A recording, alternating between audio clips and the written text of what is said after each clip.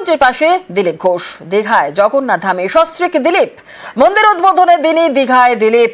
জগন্নাথ দর্শনের পর মমতার পাশে দিলীপ। বেশ কিছুক্ষণ কথা হয় দুজনের।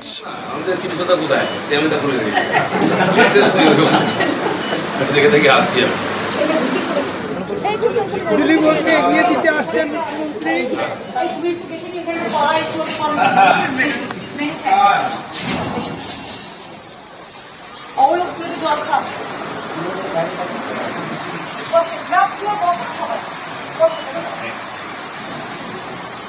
আপনি কখন এসছেন? আর আমি 3 দিন ধরে বসে আছি। আমি তো আমার পাঁচটা মিনিট কাটি বসে আছি। আপনার কাছে আছেন?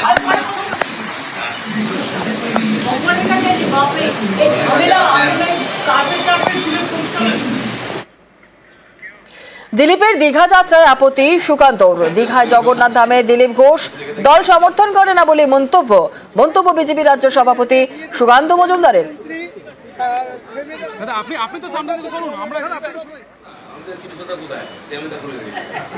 দেখুন, দিলীপ দা যাবেন কি না তার ব্যক্তিগত ব্যাপার। ব্যক্তিগতভাবে আমন্ত্রণ করা হয়েছে, পার্টি এন্ডোর্স করে না।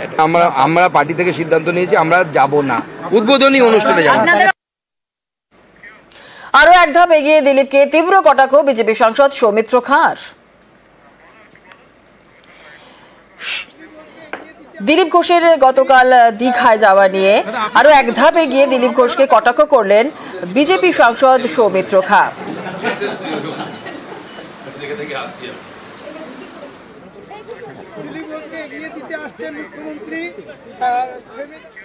আর উদ্বোধনের দিনই দীঘায় জগন্নাথ ধামে যাওয়া নিয়ে সতর্ক প্রতিক্রিয়া বিধানসভার বিজেপি মুখ্য সচেতক শঙ্কর ঘোষের।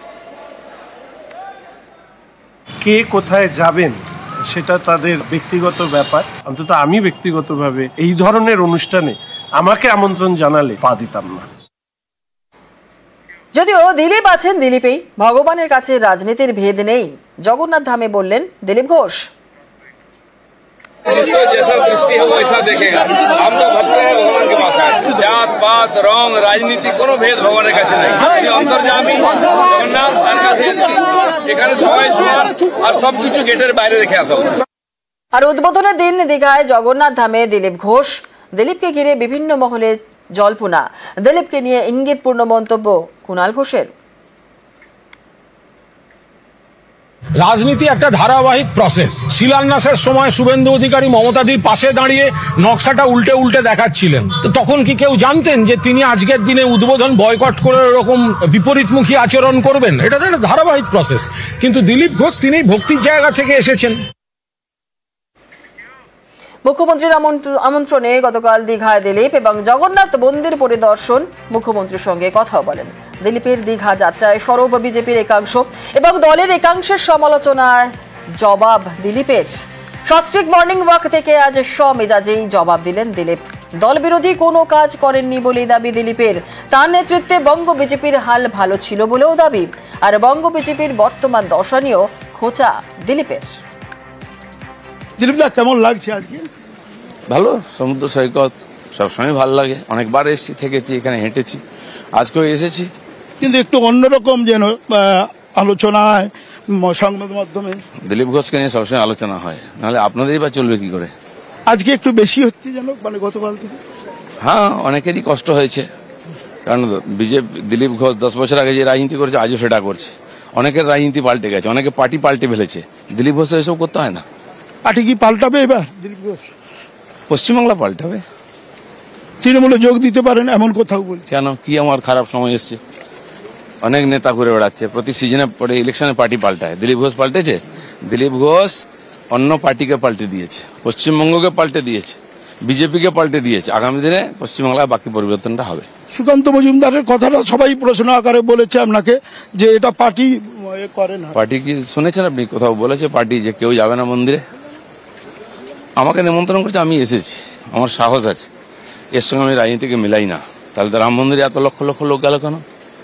কাশী বিশ্বনাথ দর্শন করতে মন্দিরের পরে এত লক্ষ লক্ষ লোক গেল, তারা কি অন্যায় করেছে নাকি? কুম্ভ মেলায় তো কোটি কোটি লোক গেছে। মমতা ব্যানার্জিও মানা করেছিলেন, কিন্তু তার পার্টির নেতা এমএলএ এমপিরা সবাই চলে গেছে। তারা কি অন্যায় করেছে? পার্টিতে বহিষ্কার করে দিচ্ছে নাকি? ব্যক্তিগত নিষ্ঠা শ্রদ্ধা ভগবানের সঙ্গে আছে। কালীঘাটের মন্দির কে তৈরি করেছে আপনি জানেন? সবাই যায়। তারকেশ্বরের মন্দির কে তৈরি করেছে জানেন? সবাই যায়। কে মন্দির করলো সেটা গৌণ, ভগবান আছেন, তার সঙ্গে আমার সম্পর্ক আছে। শোকজ করলে বা জানতে চাইলে কিছু বলবেন পার্টিকে? পার্টি যদি জানতে চায় আমি জানিয়ে দেবো, পরিষ্কার করে জানিয়ে দেবো। কি জানাবেন? দেখা যাক কি জানতে চায়। সমাজ মাধ্যমে এত সমালোচনা, কি বলবেন? আরে দিলীপ ঘোষের সমালোচনা করলেও প্রচার হয়, দিলীপ ঘোষের প্রশংসা করলেও প্রচার হয়। দিলীপ ঘোষ তার সোজা রাস্তায় চলে। সোজা রাস্তায় কি চলবে? সবসময় সবসময় চলেছে, আজও চলবে। রোজ রাস্তা পাল্টায় না, দল পাল্টায় না, জামা পাল্টায় না। কিন্তু লাস্ট প্রশ্ন, খড়গপুরে দেখা যায় তৃণমূল কর্মীরা বাড়ি বয়ে আপনার সঙ্গে ওই আচরণ করেন, আবার তাদের দলের সর্বোচ্চ নেত্রী মুখ্যমন্ত্রী আপনার সঙ্গে বসে। ওটা ওদের রাজনীতি। টিএমসি কি করবো আমি বলতে পারি না। আমি বিজেপির লোকেদের শিখিয়েছি চোখে চোখ রেখে কথা বলতে। দিলীপ ঘোষ গেলে হারিয়ে যাবে, যারা কান্নাকাটি করছে তারা বিজেপি বোঝে না। লাস্ট কথা, যারা বলছে যে আমাদের নেতা নয় আর তরুণ জ্যোতিরা, কি বলবে তাদের উদ্দেশ্যে? তারা কে বলছে 25 বছর পার্টি করছে, 30 বছর, এটা পঞ্চায়েত জেতাতে পারে না।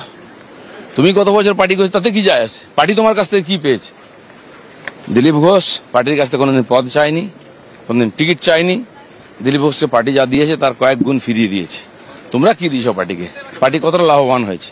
তোমরা তো পার্টিতে ছিলে, পার্টি কোথায় ছিল? দিলীপ ঘোষ লড়তে শিখিয়েছে, জিততে শিখিয়েছে। আর আগামী জিত যদি হয় পার্টিতে, আমি তাকে জিতিয়ে দেখাবো, কারণ আমি যাওয়ার পরে হারতে শিখেছে পার্টি। অক্ষয় তৃতীয়ায় দীঘায় জগন্নাথ ধামের উদ্বোধন, মন্দির প্রদক্ষিণের পর মূর্তি স্থাপন, অধিবাস অভিষেকের পর জগন্নাথের চক্ষু দান, বেদ পুরাণ মতে পুজো পাঠ, প্রাণ প্রতিষ্ঠা, জগন্নাথ মন্দিরের দ্বারোদ্ঘাটন মুখ্যমন্ত্রীর, উপহার দিলেন সোনার ঝাড়ু।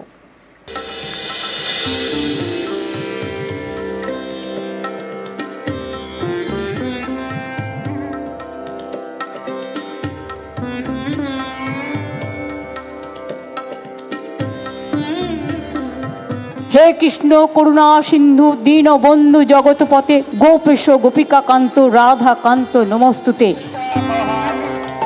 মঙ্গলে মহাযজ্ঞ, বুধে উদ্বোধন। অক্ষয় তৃতীয়ায় দীঘায় নতুন জগন্নাথ মন্দিরের দ্বারোদ্ঘাটন করলেন মুখ্যমন্ত্রী।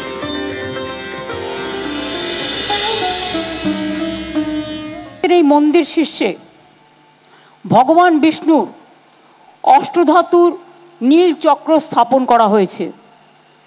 তৈরি করা হয়েছে 4টি প্রবেশদ্বার, পূর্ব দিকে সিংহদ্বার, পশ্চিম দিকে ব্যাঘ্রদ্বার, দক্ষিণ দিকে অশ্বদ্বার এবং উত্তর দিকে হস্তিদ্বার। এতে বিমান, গর্ভগৃহ, জগমোহন, নাটমন্দির, ভোজমণ্ডপ, গোপুরম এবং অন্যান্য প্রয়োজনীয় মন্দির সবই তৈরি করা হয়েছে। রত্নবেদীর ওপর ভগবান জগন্নাথ, ভগবান বলভদ্র এবং দেবী সুভদ্রার পাথরের তৈরি বিগ্রহ যেমন আছে, তেমনি নিম কাঠের তৈরি জগন্নাথ বলরাম সুভদ্রাও আছেন। মন্দির চত্বরকে কেন্দ্র করে প্রায় 500-র বেশি গাছ লাগানো হয়েছে। বঙ্গোপসাগরের পাশে মন্দির, 20 একর জায়গা জুড়ে দীঘার জগন্নাথ ধাম। এদিন মন্দির প্রদক্ষিণের পর মূর্তি স্থাপন করা হয়, অধিবাস অভিষেকের পর জগন্নাথের চক্ষুদান, প্রাণ প্রতিষ্ঠা, বেদ পুরাণ মতে জগন্নাথ মন্দিরে পুজো পাঠ। মঙ্গলবার এই মন্দিরে ধ্বজা উত্তোলন হয়। বুধবার দ্বারোদ্ঘাটন করেন মুখ্যমন্ত্রী, ঘড়িতে তখন 3:14।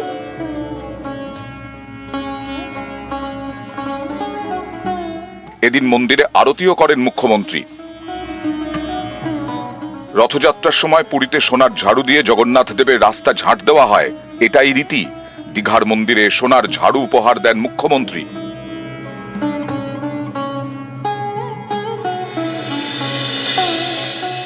হাজার হাজার বছর ধরে উৎসব শুধু নয়, এক তীর্থস্থান হিসেবে সমুদ্র তটিনীতে, সমুদ্র তরঙ্গে, এক ধর্মীয় তরঙ্গের, পর্যটক তরঙ্গের উন্মাদনার প্লাবন তৈরি করবেন এই মন্দির।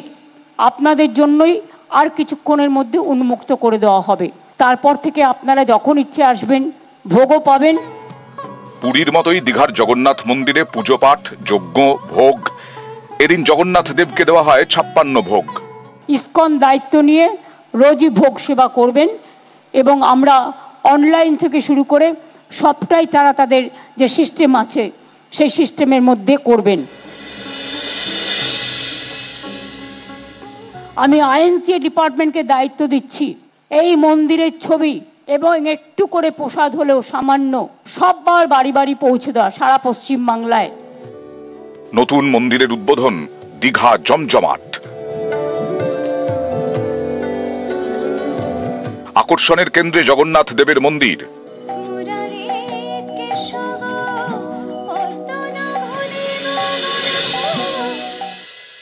জয় জগন্নাথ বলে, জয় বাংলা বলে সারা বিশ্বে শান্তি প্রতিষ্ঠিত হোক। নিউজ 18 বাংলা।